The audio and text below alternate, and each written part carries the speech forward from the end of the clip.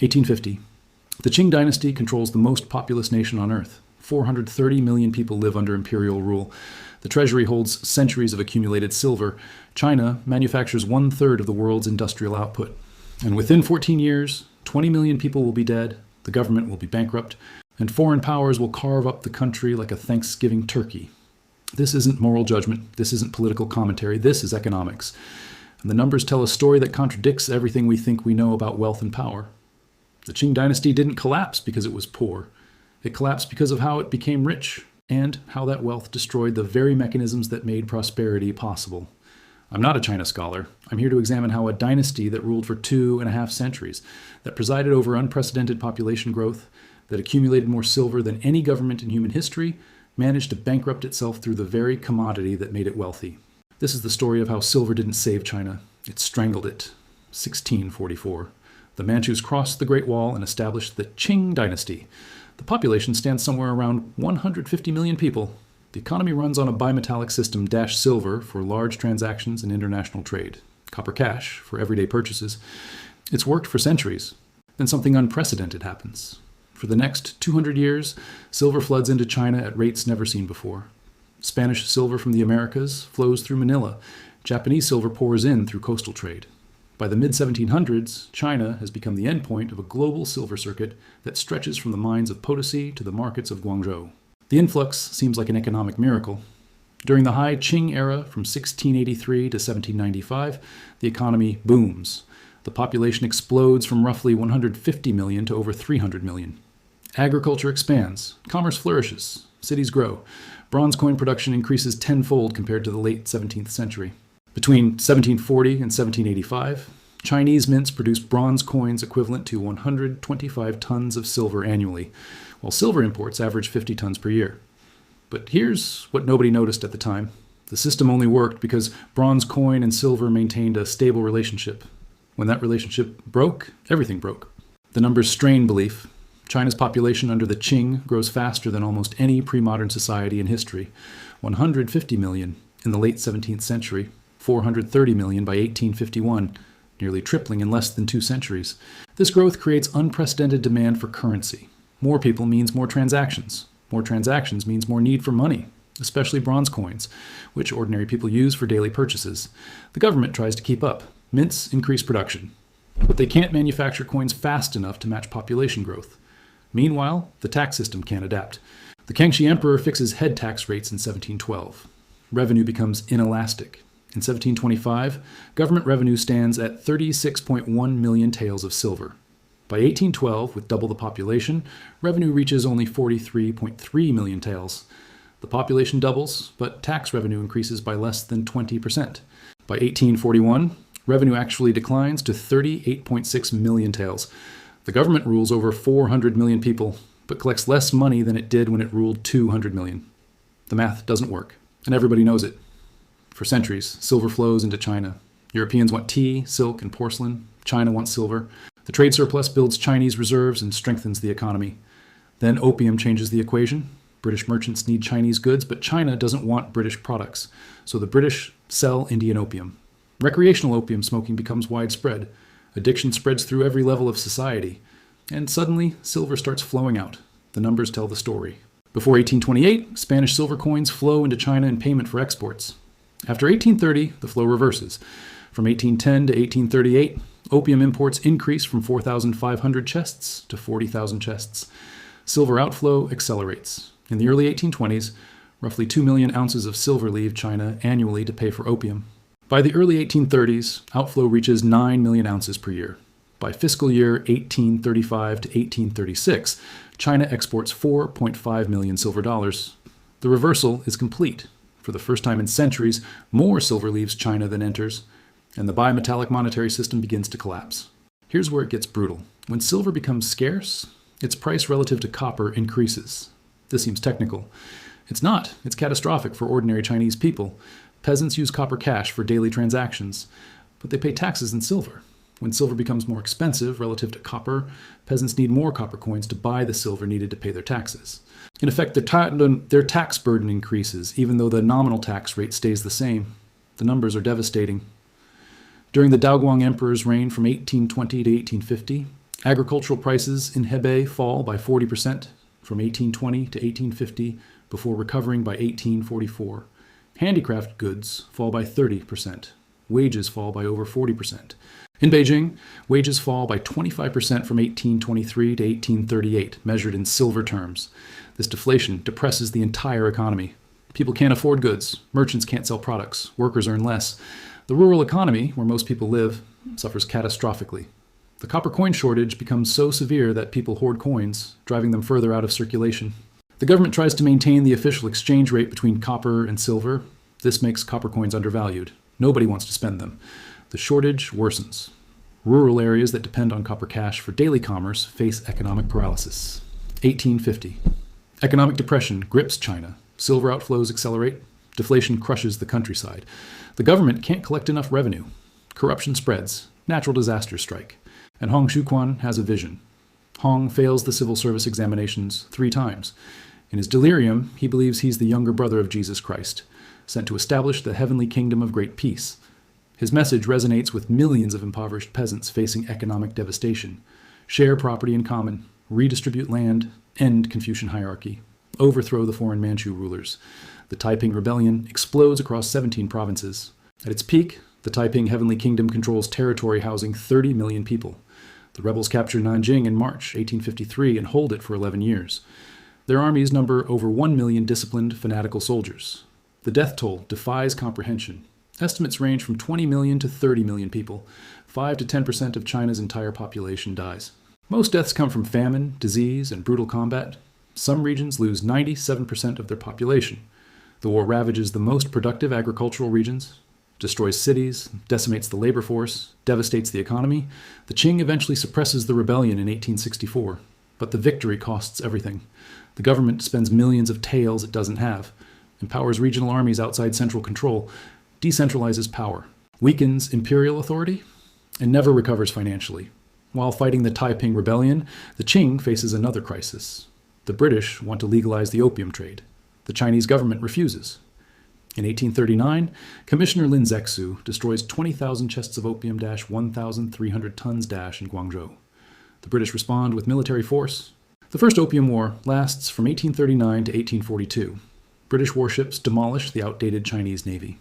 The Treaty of Nanjing forces China to pay $21 million in reparations, cede Hong Kong to Britain, and open 5 treaty ports to foreign trade. The treaty grants extraterritoriality - Europeans who commit crimes in China face trial in European courts, not Chinese courts. Chinese sovereignty collapses. The Second Opium War from 1856 to 1860 proves even more humiliating. Britain and France invade, capture Beijing, loot and burn the old summer palace. The subsequent treaties open 11 more ports, legalize opium, allow foreign embassies in Beijing, and cede the Kowloon Peninsula to Britain. China pays additional indemnities exceeding $11 million. The Qing government stands by helplessly while foreign powers dictate terms. The wars don't just cost money and territory, they destroy the fiscal system's last remaining credibility. The government can't defend its own capital, can't protect its people from addiction, can't maintain sovereignty over its own ports. The institutional collapse accelerates. By the late 19th century, silver depreciation creates new problems. The industrialized world adopts gold standards. Silver prices collapse globally. This should help China - cheap silver should boost exports. It doesn't. China's bimetallic system prevents adjustment. Most Chinese exports are rural products, with prices quoted in copper cash. When these goods reach export markets, prices convert to silver. Depreciated silver means the cheaper exchange rate between silver and copper actually makes exports more expensive, despite stable rural prices. The government can't fix the problem. To benefit from cheap silver, copper coinage needs to depreciate proportionally, but devaluing copper coins costs money - Copper prices rise, making minting more expensive. The government tries maintaining the official exchange rate. This makes copper coins undervalued. People hoard them. Supply decreases. Rural commerce suffers. The system that worked for centuries now works against China. Every adjustment creates new problems. The monetary architecture that facilitated the high Qing boom becomes the mechanism of late Qing decline. By the mid-19th century, the Qing fiscal system enters terminal decline. Revenue can't grow because the Kangxi emperor fixed tax rates. Expenses skyrocket because of wars, rebellions, and indemnities. The gap widens every year. The government tries various expedients. Provincial governments raise local taxes, create new revenue streams like the Lijin - a provincial tariff that fragments the national market, borrow from foreign powers, Print money, nothing works. The structural problems run too deep. Consider the trajectory. In 1678, suppressing the Three Feudatories' rebellion reduces government reserves to 3.32 million taels, wiping out 85% of the surplus. But the early Qing recovers, population is productive, silver flows in, the coffers refill rapidly. By the mid-19th century, recovery becomes impossible. The Taiping rebellion alone costs millions of taels. The Opium Wars cost tens of millions in reparations. Revenue can't increase. The population boom that once drove prosperity now creates ungovernable pressure. Too many people, too few resources, too little money, too much corruption. The government borrows from foreign banks, grants concessions, loses control over tariffs, becomes dependent on foreign financing. Economic sovereignty evaporates alongside political sovereignty. The late Qing attempts reform. The self-strengthening movement tries adopting Western technology while preserving Confucian values, establishes arsenals, builds shipyards, creates modern factories. But the reforms remain superficial. They don't address fundamental structural problems. The 100 Days Reform of 1898 aims deeper, restructure the examination system, establish modern schools, encourage industrial development, transform China into a constitutional monarchy. The reforms last exactly 103 days before Empress Dowager Cixi halts them through a conservative coup. Why do reforms fail? Because the system can't change without destroying itself. Land-based taxation requires accurate surveys, but surveying threatens landlords. Currency reform requires flexible exchange rates, but that destabilizes existing contracts. Military modernization requires centralization, but that threatens regional power bases. Every reform threatens someone powerful enough to block it. The Qing becomes trapped, can't change enough to survive, can't stay the same without collapsing, staggers forward in institutional paralysis while foreign powers extract concessions and internal pressures mount. Scholars debate Qing GDP figures, but the trends are clear. Per capita, GDP falls throughout the dynasty despite absolute growth. One estimate suggests China's per capita GDP in 1812 equals 28% of England's. Another suggests it falls below 20% by 1840. The industrial sector collapses. In 1600, Liu Ti estimates industry generates 34% of GDP. By 1840, it falls to 20%. Agriculture rises from 54% to 69%. The economy moves backward, deindustrializes, becomes less diverse, more vulnerable. The service sector changes composition. Finance grows from 4% in 1600 to 33% by 1840. Government spending's share falls from 45% to 22%. The numbers reveal institutional decay. Private finance expands while public capacity contracts. Compare this trajectory to Europe's. While China deindustrializes, Europe industrializes.